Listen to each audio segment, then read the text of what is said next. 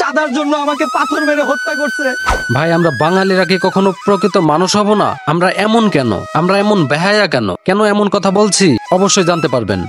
আপনারা ইতিমধ্যে ভাইরাল হওয়া ভিডিওতে দেখেছেন চাঁদা না দেওয়ার কারণে সোহাগ ভাইয়ের জীবন দিতে হয়েছে। বাচ্চাটা ক্যামেরার সামনে এসে বলতেছিল, আমি তো এতিম হয়ে গেলাম, আমাদেরকে এখন দেখবে কে? বিষয়টা মর্মান্তিক এবং খুবই দুঃখজনক। আসলে বাংলাদেশে চাঁদাবাজি যেন কোনোভাবেই কমছে না। আমার মনে হয় চাঁদাবাজি হোক আর যে কোনো অন্যায় হোক, যদি সেটার শাস্তি প্রকাশ্যে দিয়ে সবাইকে দেখানোর সিস্টেম করা হতো, মনে হয় আর কখনো কেউ অপরাধ করার চিন্তাও করতো না। আপনাদের মতামত অবশ্যই কমেন্টে জানাবেন।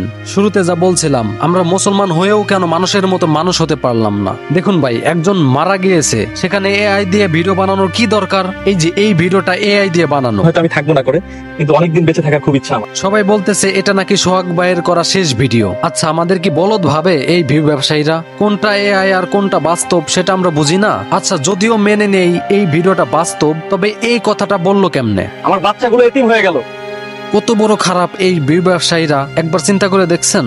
আরে ভাই, সে মারা গিয়েছে, তার জন্য দোয়া করতে হবে। যদি তা না পারেন, সামান্য একটু আফসোস হলেও করেন, তার কথা চিন্তা করেন। তা না করে অমানুষগুলো ভিউ কামানোর জন্য মরহুম সোহাগ ভাইয়ের ফেস দিয়ে এআই ভিডিও বানাচ্ছে। আসলে এটা কি কখনো করা উচিত? এটা কি কোনো সভ্য জাতির কাজ? আল্লাহ তাআলা যেন সোহাগ ভাইয়ের শহীদি মর্যাদা দান করুক, আমিন। দর্শক, আপনাদের উদ্দেশ্যে কিছু কথা বলি। আপনারা আজে বাজে আবেগে কোনো জিনিস না জেনে না বুঝে কখনোই শেয়ার করবেন না। শুধু এই ভিডিও না, প্রোফাইলে কোনো কিছু শেয়ার করার আগে অবশ্যই চিন্তা করবেন। এটা কিন্তু আপনার প্রোফাইলে বা আপনার ফেসবুকে থেকে যাবে। অবশ্যই এই জবাবদিহিতা কিন্তু আপনাকে করতে হবে। তো অবশ্যই এগুলা থেকে বিরত থাকবেন এবং জেনে শুনে বুঝে তারপরে শেয়ার করবেন। তো সবাই সাবধান, দেখা হবে অন্য কোনো ভিডিওতে। সে পর্যন্ত সবাই ভালো থাকবেন। আসসালামু আলাইকুম।